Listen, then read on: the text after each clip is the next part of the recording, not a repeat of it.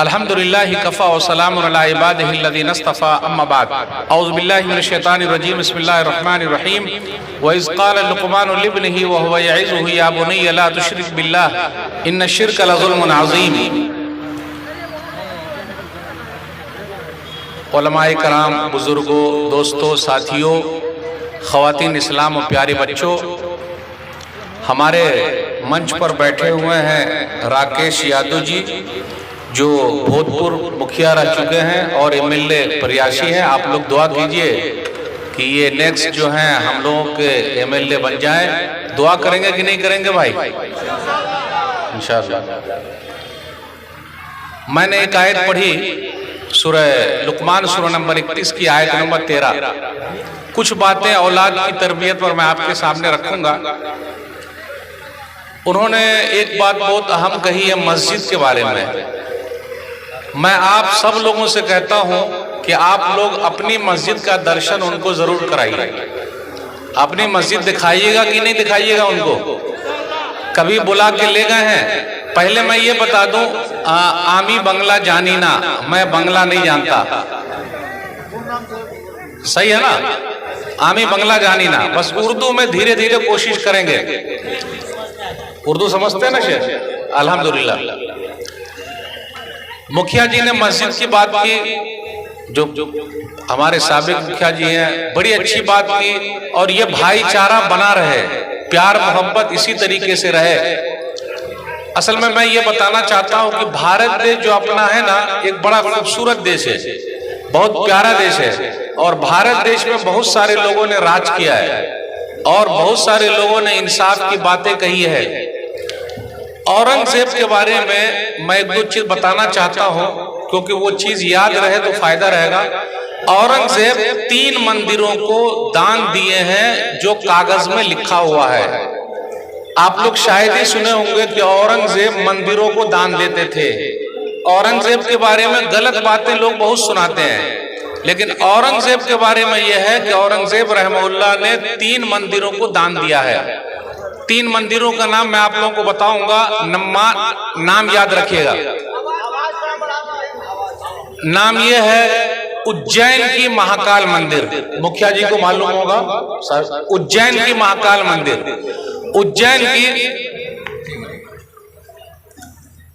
उज्जैन की महाकाल मंदिर को औरंगजेब दान देते थे और वहां पर उसके कागज में लिखा हुआ है। आप लोगों को मालूम था कि औरंगजेब उज्जैन की महाकाल मंदिर को दान देते थे? मालूम है लिखा हुआ? नहीं मालूम है। डॉक्टर राम पुनियानी कहते हैं।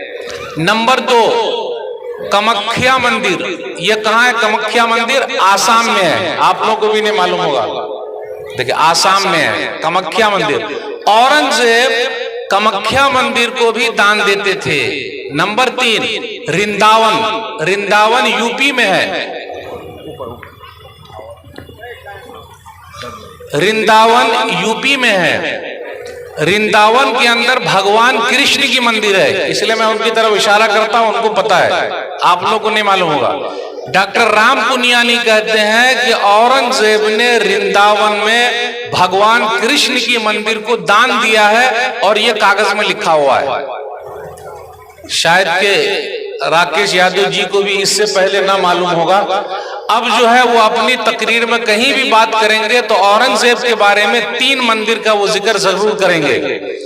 मैं एक मंदिर और उनको बता देता हूं ताकि वो याद रहे और आप लोगों को भी याद रहे। आप लोगों को मालूम था क्या?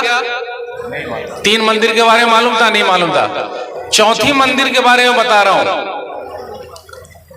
आप चले जाइए चित्रकूट। चित्रकूट जानते हैं? नहीं मालूम आपको? चित्रकूट के अंदर एक मंदिर बनी हुई है, लेकिन वो मंदिर मस्जिद है, यानी मस्जिद की तरह लगती है। चित्रकूट में एक मंदिर है, लेकिन वो मंदिर मस्जिद की तरह लगती है। उसको औरंगजेब ने बनवाया है। राकेश जी के लिए एक मालूमात और, ये मैंने नहीं कहा, ये मैंने नहीं कहा, इलाहाबाद यूनिवर्सिटी के एक प्रोफेसर ने लिखा है कि चित्रकूट में एक मंदिर है जो मस्जिद की तरह लगती है और उसको औरंगजेब ने बनाया है, और औरंगजेब ने कई गांव उसको दान में दे दिए थे। तो ये 4 मंदिरों का मैंने जिक्र किया, इसलिए जिक्र किया कि राकेश जी को याद रहे और अपने साथियों में ये बयान करें कि औरंगजेब ने 50 साल यह हुकूमत की है, और औरंगजेब ने 50 साल में भारत के खजाने से एक नया रुपया नहीं लिया है। ये मैं नहीं कहता, डॉक्टर राम पुनियानी कहते हैं। औरंगजेब टोपी सिल के और औरंगजेब कुरान लिख के अपना खर्चा चलाते थे, ये भी आपको नहीं मालूम होगा। 50 साल तक औरंगजेब ने भारत पर हुकूमत की है और 50 साल तक भारत के खजाने से एक नया पैसा उन्होंने नहीं लिया है। ये मैं नहीं कहता, डॉक्टर राम पुनियानी कहते हैं। और औरंगजेब के जमाने में भारत की जीडीपी 25 यानी पूरी दुनिया का 1/3 थी। ये भी नहीं मालूम होगा। आप लोगों को मालूम था ये सब? कुछ भी नहीं मालूम था। क्या मालूम है? खान साहब नाच रहे हैं फिल्मी दुनिया में ना, हीरो हीरोइन को जानते हैं, और जब औरंगजेब के ऊपर कोई मसला आता है तो जवाब कौन दे रहे हैं? डॉक्टर राम पुनियानी दे रहे हैं। डॉक्टर राम पुनियानी मुसलमान नहीं है, लेकिन डॉक्टर राम पुनियानी सबसे ज्यादा औरंगजेब के फेवर में वीडियो बना रहे हैं। यह बात भी आप लोगों को नहीं मालूम रही होगी। मालूम थी? नहीं मालूम थी। इसलिए मेरे भाइयों, पढ़िए, मेरा वही कहना है, पढ़िए लिखिए, पढ़ोगे लिखोगे बनोगे नवाब, खेलोगे कूदोगे होगे खराब। सही है? नहीं, अब ऐसा हो गया है क्योंकि जब से आईपीएल आया है, एक छक्का मारने पर कितना लाख रुपया मिलता है? बहुत पैसा मिलता है। तो क्या होगा? खेलोगे कूदोगे बनोगे लाजवाब, और पढ़ोगे लिखोगे बनोगे नवाब। सही है ना? खेल कूद में भी पैसा है। अगर आप अच्छा खेलिएगा तो आपका नाम टीम में आएगा। भाई, आपकी टीम में शमी नाम का कोई खिलाड़ी खेल रहा कि नहीं खेल रहा? तो ये अपने भारत की खूबसूरती है कि नहीं? और एक और खिलाड़ी है, सिख खिलाड़ी का नाम क्या है? अरे नहीं भाई, ये अपने भारत की खूबसूरती है। इसलिए मैं आप लोगों से पूछना चाहता हूं, सिर्फ मुस्लिम का नाम याद रखिएगा। अर्शदीप सिंह सिख हैं, भारत के लिए खेल रहे हैं, तो यही अपने भारत की खूबसूरती है। और भारत को जिताते जा रहे हैं, सब लोग कोशिश कर रहे हैं। एक तरफ अगर कोहली है तो शमी भी है, सिराज भी है, अर्शदीप सिंह भी है, सब लोग मेहनत कर रहे हैं कि नहीं कर रहे हैं? तो हम सबको मिलकर भारत को आगे ले जाना है इंशाअल्लाह। बोले भी नहीं, अपना भारत तरक्की कब करेगा? जब सब मिलकर चलेंगे। अगर कोई भी पीछे रह जाएगा तो भारत कभी भी तरक्की नहीं कर सकता, वरना पूरी दुनिया में बदनाम हो जाएगा। यहाँ थोड़ा सा भी कुछ होता है पूरी दुनिया वाले को पता चल जाता है, क्योंकि अभी मीडिया का दौर है, कोई भी चीज छुप नहीं सकती। वैसे राकेश यादव जी ने कहा बाबरी मस्जिद के बारे में, लेकिन मैं तो यही कहूंगा कि सुप्रीम कोर्ट के जरिए ये हुआ है। हम सम्मान करते हैं, हम इज्जत करते हैं, हम एहतराम करते हैं। हमें सुप्रीम कोर्ट पर, हाई कोर्ट पर, लोअर कोर्ट पर, सब पर भरोसा है। भरोसा है कि नहीं भाई? सब पर भरोसा है। आज एक मस्जिद गई है, और आपको मालूम है, मैं यादव जी के लिए बताना चाह रहा हूं, अब उनके ऊपर मेरा मौजू ही चेंज हो गया। आपको मालूम है, बाबरी मस्जिद पर पहला हथौड़ा जिसने चलाया था उसका नाम क्या था? कुछ भी नहीं मालूम आपको? इतना बड़ा मजमा। बाबरी मस्जिद को ढाने के लिए जो पहला हथौड़ा जिसने चलाया था उसका नाम था बलबीर सिंह। क्या नाम था? बलबीर सिंह। बलबीर सिंह 6 दिसंबर 1992 को बाबरी मस्जिद पर पहला हथौड़ा चलाया। ऊपर गुम्बद पर चढ़ गया, पहला हथौड़ा चलाया। और आपको मालूम है, यही बलबीर सिंह 1 साल के बाद 1993 में बलबीर सिंह से मोहम्मद आमिर हो गए, उन्होंने इस्लाम कबूल कर लिया। कैसे हुआ ऐसा? 1 साल के बाद जिस बंदे ने बाबरी मस्जिद पर पहला हथौड़ा चलाया, वो बंदा 1 साल के बाद इस्लाम कबूल कर लेता है। वो कैसे? ये हमारे मोहब्बत की वजह से, हमारे अखलाक की वजह से। और उसका नाम है मोहम्मद आमिर। अभी 2 साल पहले उनका इंतकाल हो गया। बलबीर सिंह ने अहद किया था, और जो सुनिएगा, बलबीर सिंह ने अहद किया था, जब तक मैं 100 मस्जिद नहीं बनाऊंगा या 100 मस्जिद रिपेयर नहीं करूंगा, बाबरी मस्जिद की भरपाई नहीं हो सकती है।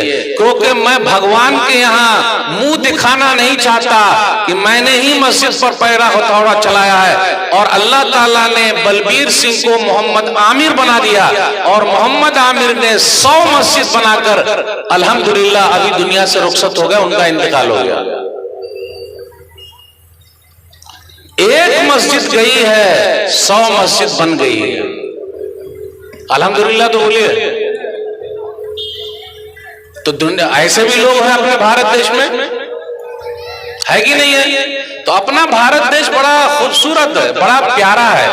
अगर कोई भारत के खिलाफ कुछ बोलता है तो हमें बड़ी तकलीफ होती है, हम मुसलमानों को। और आपको मालूम है अपने भारत के मिसाइल मैन कौन है?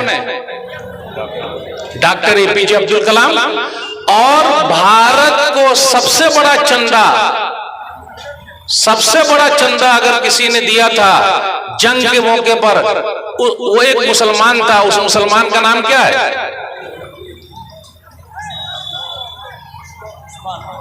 मीर उस्मान अली। मीर उस्मान अली ने, जो हैदराबाद के नवाब थे, 5 टन या 6 टन सोना दे दिया था।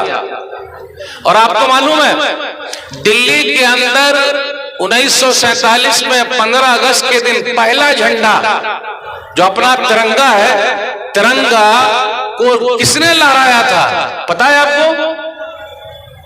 कुछ भी नहीं मालूम? पढ़िएगा तब ना आगे बढ़िएगा।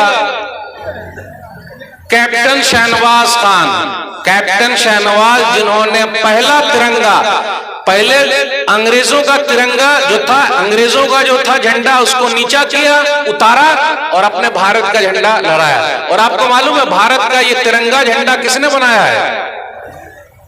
मेरा उन्वान ही बदल गया आप लोगों को देखकर।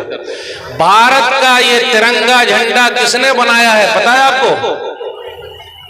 एक मुसलमान औरत है जिसका नाम है सुरैया तैयब जी। 3 कलर वाला ना, 3 कलर वाला, ये 3 कलर वाला भारत का झंडा बनाने वाली एक औरत है जिसका नाम है सुरैया तैयब जी। तो हमने भारत को बहुत कुछ दिया है और हम देते जा रहे हैं। और आपको मालूम है ताजमहल से भारत के खजाने में करोड़ों रुपया आ रहा है, करोड़ों रुपया ताजमहल से आ रहा है, लाल किला से आ रहा है, हुमायूं का मकबरा उससे आ रहा है। मैं ये सब इसलिए बताना चाह रहा हूं कि आपको तारीख याद होनी चाहिए। अगर नहीं याद कीजिएगा तो जवाब कैसे दे पाइएगा? लड़ाई झगड़ा नहीं करना है, लेकिन बताना तो है कि भाई हमने बहुत कुछ किया है। मुझे बड़ी खुशी हुई राकेश यादव जी की ये बात सुन के। अब मैं आप लोगों से कहता हूं कि आप उनके लिए दुआ कीजिए कि अल्लाह ताला उनके दिल को भी इस्लाम के लिए फेर दे। दुआ तो कीजिए, आमीन तो बोलिए। उनके दिल में इस्लाम की मोहब्बत पैदा कर दे। जिस तरह आज ये हमारे मंच पर यहाँ हैं, जन्नत में भी ये हमारे साथ रहे। आमीन तो बोलिए, बोल ही न रहे। कितना अच्छा मौका है। तो इतना अच्छा मौका कभी नहीं मिलेगा। और हमेशा हम दुआ करते रहेंगे उनके लिए कि हमारा मंच जब भी सजे और हम लोग जब दावत दे तो वो यहाँ आते रहे। जरूर आइए। आपको भी अच्छा लग रहा होगा, यहाँ कोई टेंशन नहीं, किसी तरह कोई मसला नहीं। यहाँ देखिए कितने प्यार मोहब्बत की बातें हो रही है। अच्छी बात है कि नहीं भाई? सबसे पहले इनको मस्जिद का दर्शन कराइए, अपनी मस्जिद में ले जाइए, फिर वहां चाय पानी कराइए और पूरी मस्जिद दिखाइए, घुमाइए। सिर्फ ये भाषण देने आएंगे तभी आइएगा, इनको अपने घर भी ले जाइए, चाय पानी कराइए। सब हमारे भाई हैं भाई। आखिर बताइए उनका खून और अपना खून दोनों बराबर है कि नहीं है? दोनों का खून लाल है कि नहीं? बराबर है भाई। भारत की आजादी में सबसे लड़ाई रही है, सब लड़े हैं, सब मेहनत किए हैं। तो मुझे बड़ा अच्छा लगा उनकी बात सुनकर और मैंने अपना टॉपिक ही बदल दिया। लेकिन अब मैं धीरे धीरे अपने टॉपिक की तरफ आ रहा हूं। मुझे बच्चों के बारे में कुछ बात करना है। आज हमारे कुछ बच्चे बड़े बिगड़े हुए हैं, कुछ तो बड़े अच्छे हैं। अगर अच्छा बना तो मोहम्मद शमी हो गए, अच्छे बने तो मोहम्मद शमी हो गए, खेल की दुनिया में आ गए। खराब हुए तो देख ही रहे हैं आप, खराब लोग इधर उधर घूम रहे हैं। और जो पढ़ाई लिखाई नहीं करेगा वो आगे नहीं बढ़ सकता, बल्कि वो हमेशा पीछे रहेगा। इसलिए पढ़िए, आगे बढ़िए। बेटियां भी पढ़ेगी तब ना आगे बढ़ेगी। प्रधानमंत्री जी कहते हैं बेटी पढ़ाओ बेटी बचाओ, है ना, बेटी पढ़ाओ बेटी बचाओ। तो बिटिया को पढ़ाइए और बिटिया को बचाइए और आगे लेके जाइए। माशाअल्लाह इतना बड़ा मजमा और रात के इतने बजे लगभग 12 बज रहे हैं और आप लोग सब मुझे सुन रहे हैं, जबकि मैं बंगला जानता नहीं, लेकिन मेरी उर्दू आप लोगों को थोड़ा बहुत भी समझ में आ रही है अल्हम्दुलिल्लाह, 100% आ रही है समझ में। चलिए अल्हम्दुलिल्लाह। तो वो 3 मंदिर का नाम याद रखिएगा। अगर वो एक भी बता दीजिएगा किसी को तो आज भी वो जाके कागज को चेक कर ले, वहां औरंगजेब का नाम आराम से मिल जाएगा।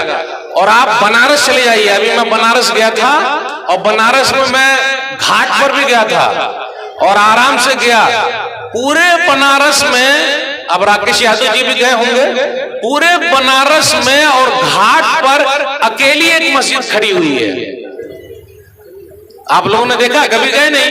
मैं गया, एक मस्जिद है अकेली खड़ी हुई है और आपको सुनकर ताज्जुब होगा, उस मस्जिद की हिफाजत मुसलमान नहीं, गौर से सुनिएगा, उस मस्जिद की हिफाजत मुसलमान नहीं बल्कि हमारे हिंदू भाई कर रहे हैं।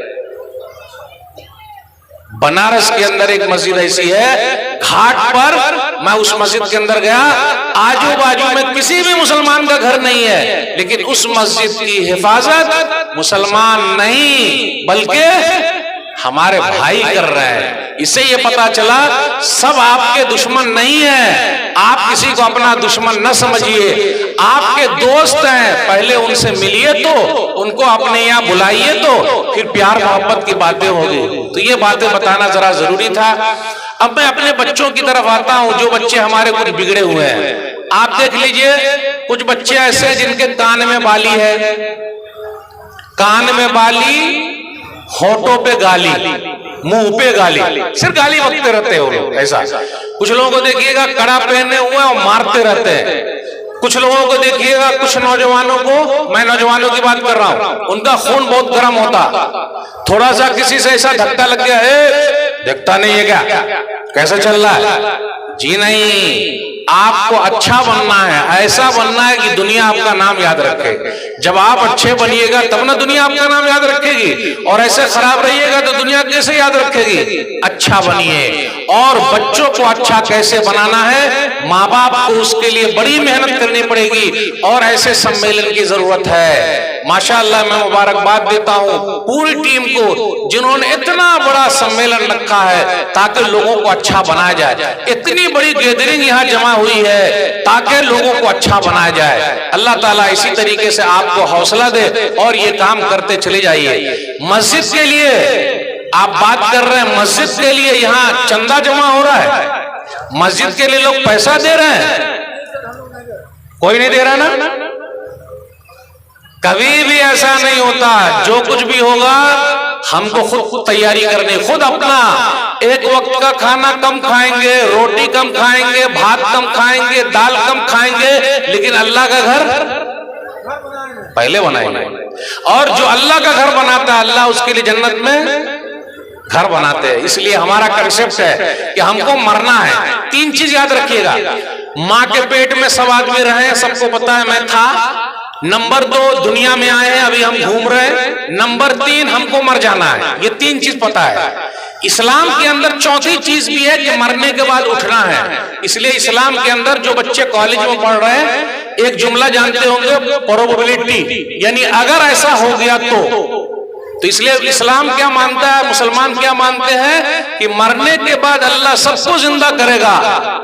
अगर ऐसा हो गया तो, सबको जिंदा करेगा तो तो जो लोग मानते हैं कि है ऐसा तो वो तो बच जाएंगे, लेकिन जो लोग मानते हैं कि नहीं ऐसा तो उनका मसला हो जाएगा। इसलिए मेरे भाइयों, अल्लाह का पैगाम प्यार के साथ, अल्लाह का पैगाम अल्लाह के बंदों तक पहुंचाइए। आज हमारे बच्चे कुछ बिगड़े हुए हैं, कुछ इधर उधर जा रहे हैं, पढ़ाई लिखाई नहीं कर रहे हैं, घूम रहे हैं। और अक्सर बच्चों का आप देखिएगा, रात में क्या करते हैं वो लोग, दिन में क्या करते हैं। ये क्या मेरे पास भाई मोबाइल है, रात भर क्या करते, गेम खेलते रहते हैं। एक गेम आया, उसका नाम क्या था, पबजी। पबजी गेम आप लोग खेलते हैं? पबजी बहुत खेलते, गेम खेलते रहते, पबजी। हारे बाप जी इतना लोग लगे रहते उसमें पबजी गेम में, पूरा आंख देख लीजिए एकदम लाल लाल हो जाती है, रात भर गेम खेल खेल कर। सहाबे कराम कैसे थे, उनके बच्चे कैसे थे, रात रात भर अल्लाह की इबादत करते थे। सही बुखारी किताबुल तहज्जुद हदीस नंबर 1122, नेमर रजुल अब्दुल्लाह लौ कान युसल्ली मिनल लैल।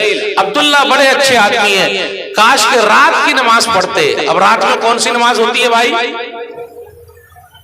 रात में कौन सी नमाज होती है, तहज्जुद की नमाज है।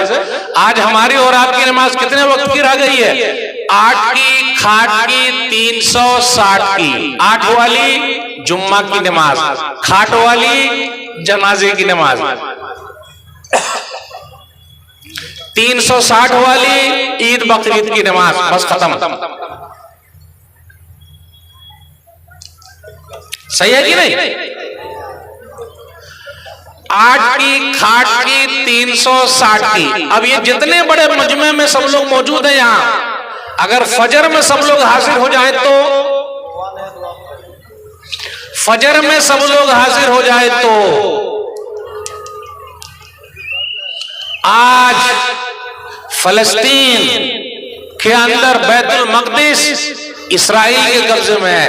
इस्राइल का कहना यह है कि अगर सब मुसलमान फजर के नमाजी हो जाए तो हमारा बैतुल मक़दिस उनके हाथ में चला जाए, फजर के नमाजी। और आपको मालूम है बिल गेट्स, अदानी, अंबानी, बहुत पैसा उनके पास, लेकिन सबसे बड़ा पैसे वाला कौन है? एक हदीस सुन के जाइएगा, सबसे बड़ा पैसे वाला कौन है, आज मौलवी साहब बता ही देते हैं। सही मुस्लिम किताब सलातुल मुसाफिर हदीस नंबर 725, रकअतल फज्र खैरुम मिनद दुनिया व मा फीहा। जिसने फजर के वक्त की 2 रकात सुन्नत पढ़ ली, उसके पास पूरी दुनिया और पूरी दुनिया में जितना सामान है सब मौजूद है। अल्लाह अकबर, फजर की 2 रकात सुन्नत। आज ये मोबाइल हमारे पास है, हमारा अगर कोई चीज गिर जाए तो हम क्या बोलते हैं, ओह आह, ऐसा करते ना। लेकिन अगर मोबाइल गिर जाए तो पूरी जान निकल जाती है, अरे गया काम से। अभी मैं सफर कर रहा था, रात में सोते सोते क्या हुआ, ट्रेन में लेटा हुआ हूं, अब कोई चीज देख रहा था, मैं देख रहा था और ऐसे नींद लग गई और सीधा मोबाइल मेरा नीचे गिर के रखा हुआ है। वो तो 3 AC में था। पुलिस वाले वहां से गए, देखिए सब लोग पुलिस वाले का जब नाम सुनते हैं तो सब सीधा मुंह पे गाली ले आते हैं, पुलिस वाले की बात मत करना। लेकिन हर पुलिस वाला ऐसा नहीं है, हर पुलिस वाले ऐसे नहीं है। उन्होंने जैसे देखा मेरा मोबाइल नीचे गिरा हुआ है, अगर हम में से कोई आदमी होता तो क्या करता, अपने जेब में डाल लेता। और ये मौलवी साहब का मोबाइल है, माशाल्लाह सस्ता वाला नहीं है, अच्छा वाला, अल्हम्दुलिल्लाह। अब आप लोग समझ ही गए, अल्हम्दुलिल्लाह। तो क्या हुआ, ये मोबाइल ऐसे रखा हुआ है, वो सामने आए, अदम अभी जल्दी का वाकया, मोबाइल उठाया और मुझे उठाया, अजी ये आपका मोबाइल है। तो अब मेरी नींद खुली कि अरे, तो अब मैं तो यहां रखा हुआ था, तो यहां खोल ये करके देखा पैजामे में, जेब में, तो ये तो है ही नहीं। यहां भी देखा नहीं है, यहां देखा नहीं है। तो बोला सर जी ये मेरा ही है। बोला ऐसे ही सोए रहिएगा और मोबाइल ऐसे गिरा रहेगा तो क्या होगा, कोई उठा लेता तो। आज भी ईमानदारी बाकी है। मैं ऐसे पुलिस वालों को, फौजियों को, सबको सलाम करता हूं, सलूट करता हूं। लोग नेताजी का नाम सुनते हैं, मुखिया जी का नाम सुनते हैं, बोले गाली बकते। हर आदमी ऐसे नहीं है भाई, हर आदमी ऐसे नहीं है, वो आपकी सेवा में लगे हुए हैं। आप उनका सम्मान कीजिए, उनको इज्जत दीजिए। तो हमारे नौजवान कुछ ऐसे हैं जो रात रात भर मोबाइल में लगे हुए हैं। अल्लाह के लिए रात को सोने में गुजारिए, ताकि क्या हो, सुबह के वक्त जब हम फजर की नमाज पढ़ें तो उसके बाद हमारा फायदा हो। हमारे कुछ नौजवान ऐसे हैं जो अभी शादी नहीं कर रहे। शादी क्यों नहीं कर रहे भाई? अरे मौलवी साहब, पैर पर खड़े होंगे तो शादी करेंगे। सब लोग ऐसे बोलते हैं पैर पर खड़े होना। तो अभी हमारा पैर पर खड़े हुए या हाथ पर खड़े हुए? बताइए। हाथ पर खड़े हुए हैं, अभी भी हमारा पैर पर ही है। तो लेकिन क्या बोलते? अरे मौलवी साहब ऐसा नहीं, वो पैसे वाला पैर होना चाहिए। और आप लोगों के यहाँ शादी ब्याह में दान दहेज में सामान लोग लेते हैं क्या? 2 चक्का या 4 चक्का? सही जवाब दीजिएगा।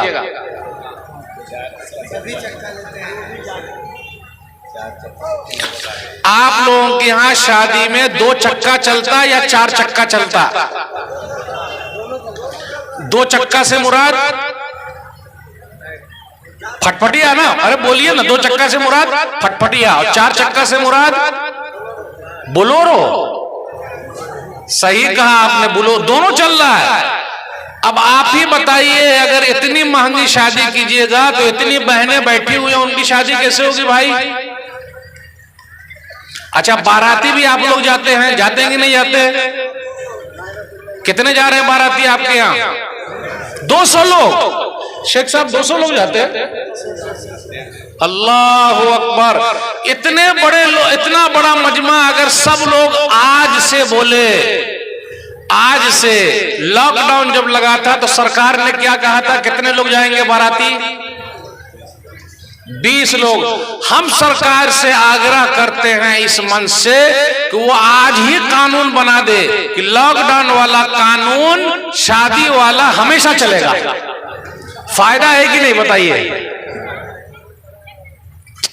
अगर सरकार बोले 20 तो 20, अगर 20 ही लोग जाना शुरू कर दे तो बेटी वाले का फायदा होगा कि नहीं होगा?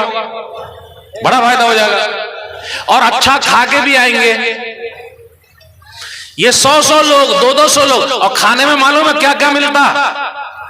आजकल लोग पानी भी बिस्लेरी वाला पी रहे हैं। पी रहे कि नहीं? शादी ब्याह में जाते, और एक पानी का नाम आता कीनले। कीनले जानते हैं आप? कीनले।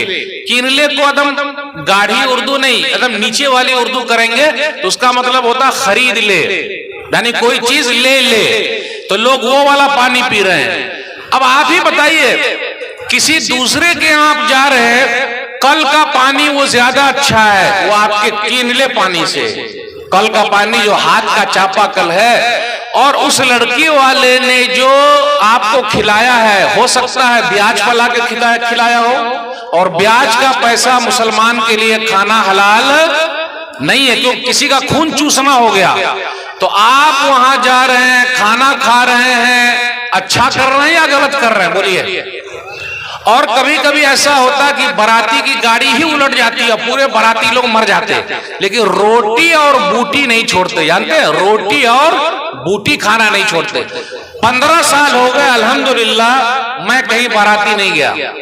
15 साल हो गए, अकेला आदमी, मैं सीधा भिरा हूं।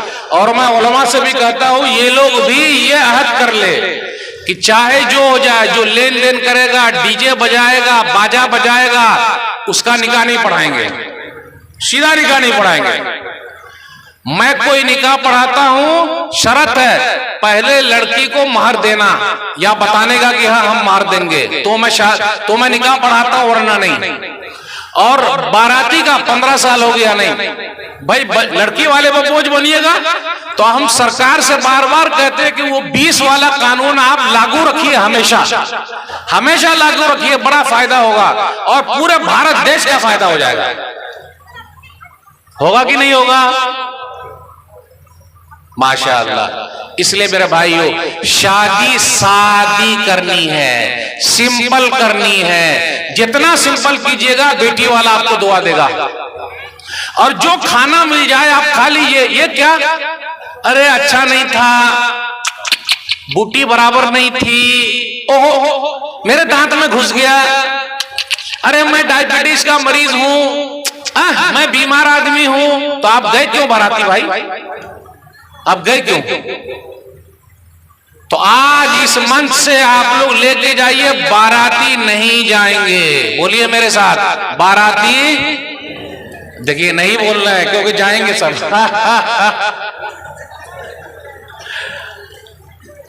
अरे बोलिए ना मेरे साथ, बाराती नहीं जाएंगे। हाँ जाएंगे। कितने भाई ये बाराती नहीं जाएंगे? हाथ उठाइए तो। शेख सबका नाम लिख लीजिए, सबका नाम लिखिए और कैमरा घुमाइए। मोबाइल से अभी फोटो ले रहे हैं, हाथ उठाइए। ये लोग बारात नहीं जाएंगे। आप बस खत्म। जैसे मैं 15 साल से नहीं जा रहा हूं, तो अगर मेरा साथ 15 लोग भी दे दें तो बहुत है भाई। नहीं जाना है तो नहीं जाना है, क्योंकि लड़की वाले में बोझ क्यों बनना? बेचारा दिल से नहीं खिलाता है। उससे जाके पूछिए, ब्याज पर पैसा लाया है, जमीन बेच के पैसा लाया है, कहां कहां से पैसा लाया है, कैसे आपको खिला रहा है, और आप खाना खाने जा रहे हैं। और जब आपकी मेहमान नवाजी अच्छी नहीं हुई, अरे कहां खिलाया, जूता मारा, सही नहीं था, ये है वो है, गए गए को। तो आहद कीजिए जी, हमें नहीं जाना। शादी एकदम सिंपल करनी है। अपने यहाँ कुछ नौजवान ऐसे हैं जो आंख लड़ाने में भी बहुत आगे आगे। जानते हैं आंख लड़ाना? लाइन मारना। लाइन मारना जानते कि नहीं जानते? भाई कोई महिला जा रही है, आप सम्मान कीजिए, उसकी इज्जत कीजिए। वो किसी की माँ है, किसी की बहन है, किसी की बेटी है, किसी की फूफी है, किसी की खाला है। अगर आपकी माँ को, आपकी बेटी को, आपकी बहन को, आपकी खाला को, आपकी फूफी को कोई लाइन मारे तो अच्छा रहेगा? जिस तरह हम चाहते हैं हमारी बेटी, हमारी फूफी, हमारी माँ, हमारी बहन, हमारी खाला है, उसी तरह भारत के अंदर भी जितने लोग बसते, सबका सम्मान जरूरी है। अगर हम और आप सम्मान नहीं करेंगे तो करेगा कौन? इसलिए मेरे भाइयों, अहद करके जाइए, चाहे जो भी हो गया। इधर उधर जो भी आंख लड़ाता है उसको आंख नहीं लड़ाना। एक हदीस सुनाना चाहता हूं, मुस्नद अहमद की हदीस है, हदीस नंबर 22211 22212 हदीस नंबर। एक नौजवान नबी सल्लल्लाहु अलैहि वसल्लम के पास आया और कहा, अल्लाह के रसूल सल्लल्लाहु अलैहि वसल्लम, मुझे जिना करने की, गलत काम करने की इजाजत दे दीजिए। तो लोग ना, अरे अल्लाह तौबा, क्या बात कर रहा है ये, क्या बात कर रहा है, अल्लाह तौबा। तो नबी सल्लल्लाहु अलैहि वसल्लम ने उसे बुलाया, प्यारे अंदाज से समझाया। हम में से भी कुछ नौजवान ऐसे, उनके लिए भी हमारा अंदाज बहुत प्यारा है। नबी सल्लल्लाहु अलैहि वसल्लम फरमाया, देखो सुनो, तुम्हारी माँ के साथ अगर कोई गलत काम करे तो वो गुस्से में आ गया, बोले रहे ऐसा? तो नबी सल्लल्लाहु अलैहि वसल्लम ने कहा कि लोग भी नहीं चाहते कि उनकी माओं के साथ कोई गलत काम करे। फिर कहा तुम्हारी बेटी के साथ कोई गलत काम करे तो? बोले नहीं, ऐसा कैसे होगा? बोले लोग भी नहीं चाहते कि उनकी बेटियों के साथ कोई गलत काम करे। फिर कहा अच्छा ये बताओ तुम्हारी बहन के साथ कोई गलत काम करे तो? बोले नहीं, ऐसा कैसे हो जाएगा? फूफी के साथ, खाला के साथ? बोले ऐसा कैसे होगा? प्यारे नबी सल्लल्लाहु अलैहि वसल्लम ने दुआ कर दी और कहा, अल्लाहुम्मा अग़फ़िर ज़ंबहु व तहिर क़ल्बहु व हस्सिन फ़रजहु। ऐ अल्लाह, इनके गुनाह को माफ कर दे, इनके दिल को साफ कर दे, इनकी शर्मगाह को पाक कर दे। आगे आया हदीस में लिख के कि जब नबी सल्लल्लाहु अलैहि वसल्लम ने ऐसी दुआ कर दी तो मैं भी दुआ करता हूँ ऐसे नौजवानों के लिए। जब नबी सल्लल्लाहु अलैहि वसल्लम ने ऐसी दुआ कर दी, दुआ में बहुत तासीर है, दुआ करते रहिए हमेशा। ऐसी दुआ कर दी, हदीस के अंदर आया कि फिर उसके बाद वो नौजवान कभी बुराई की तरफ नहीं आया। अल्लाह तौबा कर लिया, कान पकड़ लिया।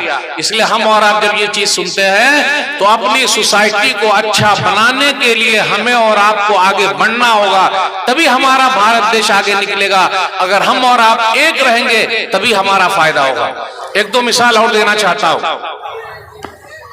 कुछ नौजवानों के बाल आप देख लीजिए, सुअर कट बाल है। जानते हैं सुअर कट बाल? ये मेरा सर देखिए, सुअर कट बाल मतलब ये चारों तरफ से, ये साइड से काट लेता है, बीच में उठा देता है। रसल को जानते हैं आप लोग? रसल, अरे वेस्ट इंडीज टीम के खिलाड़ी है ना रसल, रसल बॉल को कर देते हैं मसल। कोई भी मारे वो सिर्फ छक्का मारते हैं।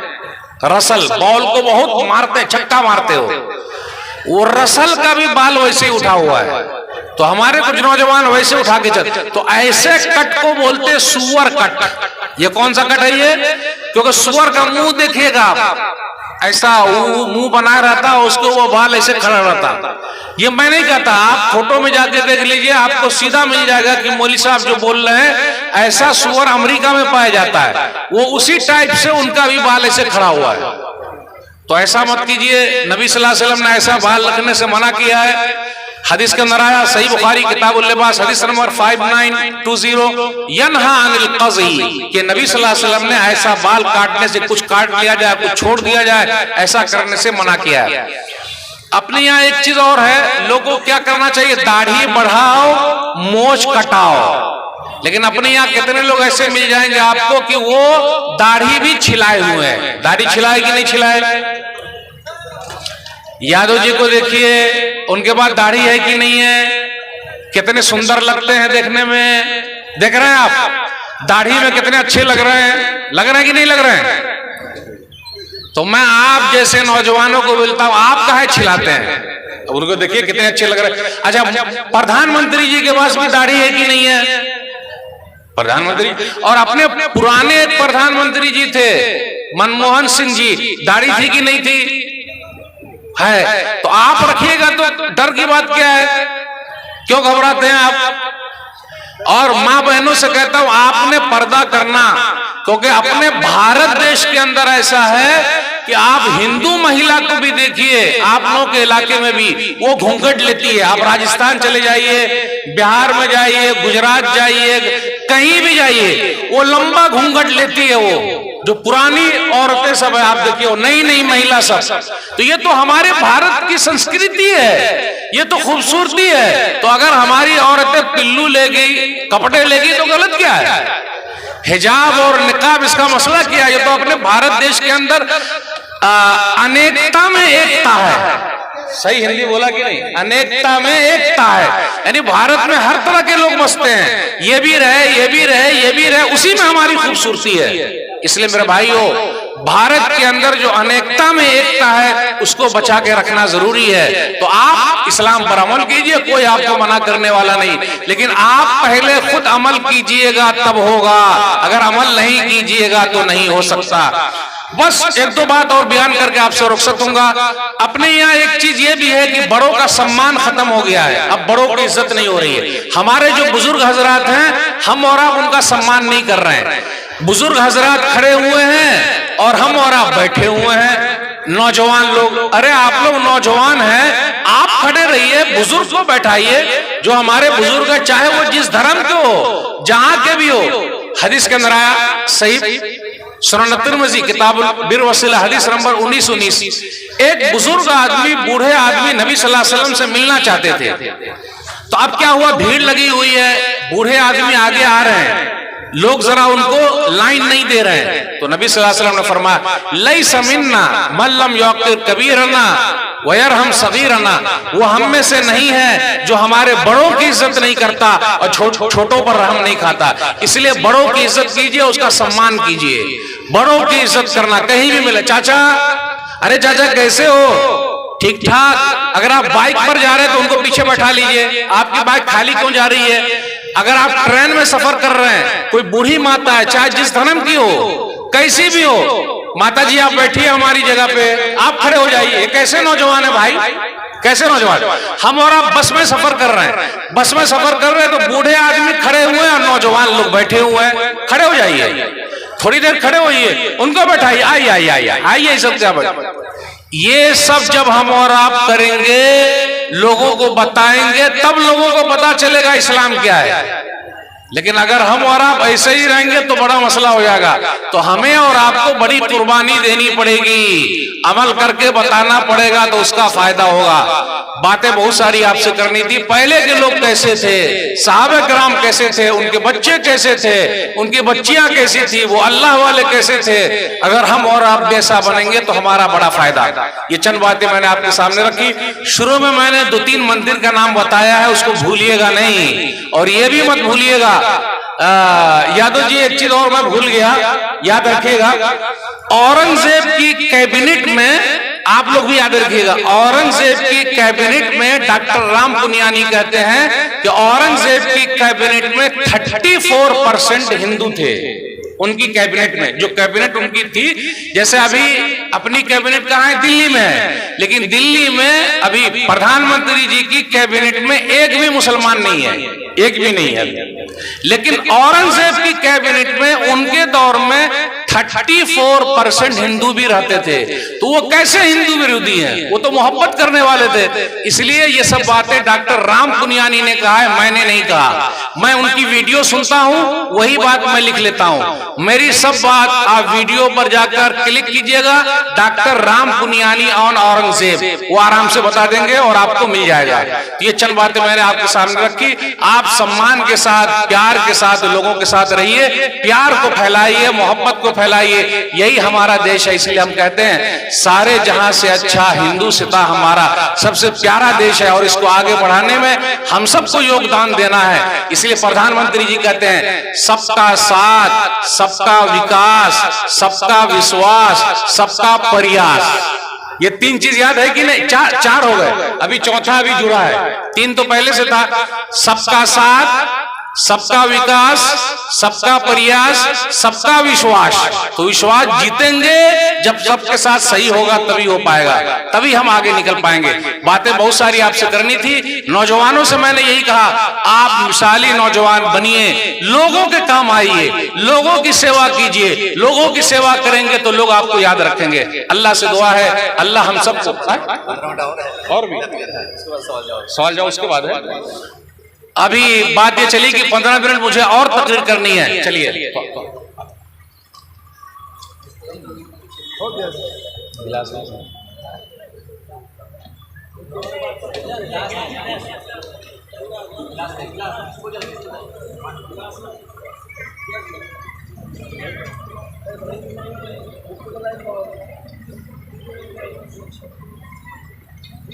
सवाल जवाब है। 15 मिनट के बाद 15 मिनट शेख और तकरीर करेंगे।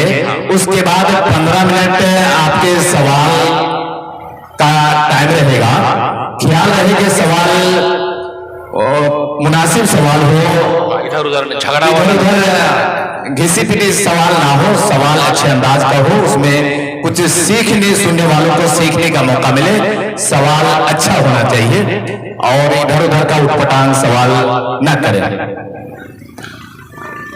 माशाअल्लाह, अल्हम्दुलिल्लाह, हमारे जिम्मेदारों ने मेरा 15 मिनट और बढ़ा दिया। मैं इनका शुक्रिया अदा करता हूं। 15 मिनट में मुझे 2-3 बातें और आपके सामने रखनी है। एक लंबी हदीस आपके सामने पढ़ना चाहता हूं पब्लिक की सेवा के लिए, उसमें हमें और आपको आगे बढ़ना। सही बुखारी किताबुल अदब हदीस नंबर 5974 इस तरीके की हदीस है, या फिर हदीस नंबर 2333 सही बुखारी के अंदर। 3 आदमी का वाकया है। तीनों आदमी जा रहे थे, रास्ते में बारिश हो गई, तीनों के तीनों गार में घुस गए। जब गार में घुस गए तो पूरा मुंह बंद हो गया। जब मुंह बंद हो गया तो लोगों ने एक दूसरे से कहा कि आप क्या करेंगे, कैसे बाहर निकलेंगे? तो तीनों में से कौन कौन से आदमी थे? नंबर 1, माँ बाप की खिदमत करने वाला। आज कितने लोग हैं जो अपने माँ बाप की सेवा कर रहे हैं? माँ के पांव तले जन्नत है, माँ के पांव के नीचे जन्नत है। बाप जन्नत का दरवाजा है। कितने लोग ऐसे माँ को क्या बोलते? ए बुड्ढी, हाँ खामोश रहा, बोलते कि नहीं बोलते? अब्बा को क्या बोलते हैं? बुड्ढा, ज्यादा बोलने का नहीं, ससुराल में चला जाऊंगा, वहां बच जाऊंगा। कितने लोग? नहीं, बाप जन्नत का दरवाजा है, माँ के पांव के नीचे जन्नत है। माँ बाप की खिदमत करना जिहाद है, जिहाद। ये जिहाद का लफ्ज भी बड़ा बदनाम हो गया है, यानी कोशिश करना। जिहाद का माना होता है कोशिश करना, लगे रहना। और सबसे बड़ा जिहाद अपने आप से करना, यानी अपना मन गलत काम की तरफ जा रहा है उसको बचा के रखना, यह भी सबसे बड़ा जिहाद है। माँ बाप की खिदमत करना जिहाद है, यानी माँ बाप के लिए कोशिश करना। आपको मालूम है जब हम पैदा हुए थे माँ को जो चीख निकली थी, जो तकलीफ हुई थी, उस तकलीफ का बदला हम जिंदगी भर दे नहीं सकते। जो लोग माँ बाप की खिदमत करते हैं उनकी दुआओं की वजह से वो आगे निकलते हैं। इसी हदीस में 3 आदमी का वाकया। नंबर 1 आदमी ये था, वो अपना बकरी वगैरह चराता था, जानवर चराता था, और हर दिन लाता जानवर को दूता, फिर माँ बाप को पिलाता दूध, फिर अपने बच्चों को पिलाता था। यानी पहले माँ बाप का ख्याल रखना। आज अपने यहाँ क्या, पहले जोरू का ख्याल रखो, उसके बाद माँ बाप का, यही ना। अपनी बीवी को पूछो, माँ बाप को छोड़ दो। कितने माँ बाप को लोगों ने क्या किया, अपने माँ बाप को ओल्ड एज होम में, जो शहर के रहने वाले लोग हैं, शहर के रहने वाले अल्हम्दुलिल्लाह देहात के लोग बड़े अच्छे हैं, अभी भी माँ बाप की सेवा कर रहे हैं। ये शहर के लोग माँ बाप को ओल्ड एज होम में छोड़ दिए, यानी बूढ़े लोगों के घर में माँ बाप वहां तरस रहे हैं बच्चों के लिए, एक दिन मिलने के लिए जाते। ये फादर डे, मदर डे, ये सब मनाना गलत है। हर दिन मदर डे है और हर दिन फादर डे है। हमको और आपको माँ बाप की सेवा करना। तो इसी हदीस के अंदर क्या आया, गौर से सुनिएगा। अब वो पहाड़ के अंदर गार का मुंह बंद हो गया। जब बंद हो गया तो खुल ही नहीं रहा है, धक्का दे ही नहीं सकते, निकल ही नहीं सकते। तो एक आदमी तक आया, अल्लाह मेरे माँ बाप थे, मैं जानवर को चला के लाता, पहले माँ बाप को दूध पिलाता, फिर अपने बच्चों को पिलाता। एक दिन अल्लाह मैं लेट आया, जब लेट आया मेरे बच्चे मेरे बच्चे आ रहे हैं, पांव पर रगड़ रहे मुंह, बाबा हमें पिलाओ, दूध पिलाओ, दूध पिलाओ। लेकिन मेरे माँ बाप सो गए। अब आप ही बताइए, जब अब्बू सो जाए, अम्मी सो जाए, तो हम और आप उठा देंगे, अरे बाबा उठो, बाबा उठिए, अब्बा उठिए, अम्मी उठिए। वो बंदा पूरी रात दूध लेकर खड़ा रहा। जब सुबह माँ बाप उठे तो माँ बाप को दूध पिलाया, और दूध पिलाने के बाद फिर अपने बच्चों को पिलाया। कहा अल्लाह मैं तुझे खुश करने के लिए ऐसा किया है, अल्लाह ये पत्थर को जरा खिसका दे। पत्थर जरा खिसक गया। नंबर 2, एक आदमी वो था, उसके बाद चचाजाद बहन थी। आजकल जो औरतों की इज्जत लूटते हैं, अक्सर 99% पहचान वाले होते हैं, 99% पहचान वाले होते हैं, वही उसकी इज्जत को लूटते हैं, उनके साथ रेप करते हैं। मेरी चचाजाद बहन थी, बड़ी खूबसूरत थी, मैं उसको बहुत चाहता था, लेकिन बड़ी अल्लाह वाली थी। उसके अंदर लिखा हुआ, बुखारी शरीफ की हदीस सुना रहा हूं, बहुत अल्लाह वाली थी। मैंने गलत काम के लिए उसको ये किया, लेकिन वो तैयार नहीं हुई। कभी कभी बेचारी के साथ मजबूरी है। आज कितनी बहन ऐसी है जो बेवा हो गई है। आज उन बहनों का सहारा कौन बनेगा? आप लोग शादी कीजिए, उनका सहारा बनिए और अपने घर दुल्हन बना के लाइए। बेचारी ऐसी हैं, कितने लोग उनकी मजबूरी का फायदा उठाते हैं, इधर उधर के लोग भी उठा रहे हैं, जबकि ये सही बात नहीं। तो उस आदमी ने क्या किया, अपनी बहन की जो चचादार बहन थी उसके साथ गलत काम करना चाहा। 100 दिनार पर बात तय हो गई। जब बात तय हो गई तो वो गलत काम के लिए बैठा। जैसे गलत काम के लिए बैठा, उस औरत ने कहा, अल्लाह का या अब्दुल्लाह इत्तक़िल्लाह वला तब्तहिल खातिमा इल्ला बिहक़्क़ी, अल्लाह का बंदा अल्लाह से डर जा, तू गलत काम क्यों कर रहा है? इसलिए माँ बहनों से भी कहता हूँ, कहीं ऐसा ना हो जाए हेलो हाय बाय बहुत सारे लोग करते रहते हैं। अच्छा वो मेरी वाली, वो तेरी वाली, लोग चक्कर में रहते। ये सब चक्कर छोड़िए। और माँ बहनों से भी कहता हूँ, बहन से भी कहता हूँ, अल्लाह वाली बनिए। कोई देखे ना देखे, ऊपर वाला देख रहा है। जब उसने कहा ऐ अल्लाह का बंदा, ऐ अल्लाह का बंदा गलत काम मत कर, उसने गलत काम छोड़ दिया। जैसे गलत काम छोड़ा, पीछे हट गया। वो पीछे हटा, कहा अल्लाह तेरे डर से मैंने गलत काम छोड़ दिया, अल्लाह आज मैं फंसा हूं, मुसीबत में हूं। वो पत्थर जरा सा खिसका, लेकिन नहीं निकल सकते। तीसरा आदमी कौन था? तीसरा आदमी सेठ था। उसके बाद नौकर लोग काम करते थे। आज हम और आप जिसके यहाँ काम करते हैं, उनको चाहिए कि वो अपने नौकर का ख्याल रखे। अगर हमारे यहाँ कोई काम करता है तो हम महीना पूरा होने से पहले ही उनको पैसा दे दें। 30 तारीख हुई, भाई अपनी सैलरी ले ले। आपको मालूम है चेन्नई के अंदर एक कंपनी थी, अब है कि नहीं पता नहीं मुझे। चेन्नई के अंदर एक कंपनी थी एक मुसलमान की। वो क्या करता था कि सैलरी जो है मजदूर को पैसा देना है, महीना पूरा हुआ देना है, वो लेट करता था। 15 दिन लेट, 20 दिन लेट, एक महीना लेट, 2 महीना लेट। आज अपने यहाँ भी वही है। कुछ लोग हैं 3 महीना का पैसा रखे हुए, 6 महीने का। वो खाएंगे कैसे? उसके बाल बच्चे कैसे खाएंगे? महीना पूरा हुआ, 30 दिन हुआ, आपने पैसा दे देना, क्योंकि उनके माँ बाप हैं, बाल बच्चे हैं, उनको दूध का देना है, ट्यूशन का देना है, जल्दी दे दीजिए। वो जो आदमी था कंपनी का मालिक, वो लेट करता था। नबी सल्लल्लाहु अलैहि वसल्लम की एक हदीस उसको मिल गई कि पसीना सूखने से पहले ही मजदूरी दे दो। आतुल अजीर अजरहु क़ब्ल अन यजफ़ारक़, पसीना गिरने से पहले ही मजदूरी दे दो, महीना पूरा हुआ दे दो। तो अब उस आदमी ने क्या किया जो चेन्नई वाला था, हदीस सुना तो आइंदा महीने से हर 30 तारीख को वो पैसा दे देता है, सबकी मजदूरी दे देता, भाई आइए आइए सब अपना लेके जाइए। तो उनके यहाँ जो लोग काम करते थे वो पूछा, सेठ जी पहले तो आप 2-2 महीना 1-1 महीना लेट देते थे और अभी आप पहले ही दे रहे हैं, महीना पूरा होते ही आप दे रहे हैं, ऐसा क्यों? इसलिए अगर आपके यहाँ कुछ लोग काम करते हैं तो वक्त पर सैलरी दे दीजिएगा। तो उन्होंने कहा कि मैंने नबी सल्लल्लाहु अलैहि वसल्लम की हदीस सुनी है, पसीना सूखने से पहले दे दो, इसलिए मैं आपको 30 तारीख को दे देता हूं। वहां कुछ गैर मुस्लिम भाई भी वहां काम करते थे, मुसलमान नहीं थे लेकिन काम करते थे उनके साथ। उनके दिमाग में यह बात घुस गई कि अरे आज से 1400 साल पहले एक आदमी ऐसा भी था जो हम मजदूरों के लिए इतना सोचा कि महीना पूरा होते ही दे दो। ये लेबर डे मनाते हैं ना, मजदूर डे, एक दिन का लेबर डे, मजदूर डे, ये तो बेचारे मजदूर की तौहीन है। वो बेचारा हर दिन मेहनत करता है, हर दिन जाएगा, मेहनत करेगा, शाम में लाएगा तो खाएगा। तो जितने लोग थे उन्होंने कहा कि एक आदमी ऐसा, प्रोफेट मोहम्मद जो 1400 साल पहले पैदा हुए, हम मजदूर के लिए, हम लेबर लोगों के लिए, उन्होंने ऐसा सोचा। फिर वो सब लोग कलमा पढ़ लिए, ला इलाहा इल्लल्लाह मुहम्मदुर रसूलुल्लाह, कलमा पढ़ के मुसलमान हो गए। तो मेरे भाइयों, बताने का मकसद ये है कि आप अगर सही रहेंगे तो आपके अखलाक से लोग मुतासिर होंगे। तो वो तीसरा आदमी का वाकया सुनाकर मैं अपनी बात खत्म करूंगा कि वो क्या था, ऐ अल्लाह मेरा एक मजदूर था, वो मजदूरी नहीं लिया, चला गया, मजदूरी नहीं लिया, वो चला गया। जब चला गया तो मैं उसकी मजदूरी को काम में लगा दिया, कारोबार में लगा दिया।